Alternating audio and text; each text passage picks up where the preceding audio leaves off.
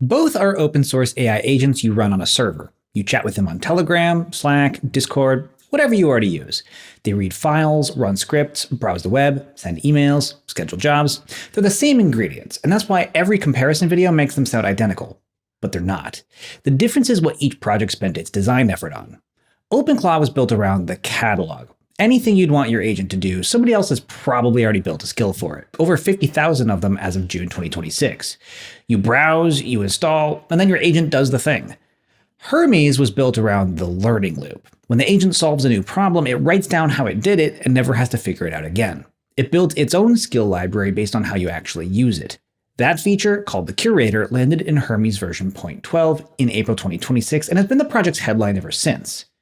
OpenClaw shipped its own version called Skill Workshop in June 2026, but with one key difference. Hermes does it automatically by default. OpenClaw asks you to approve each new skill first. More on that in a minute. So if you boil it down, OpenClaw bets on the community catalog.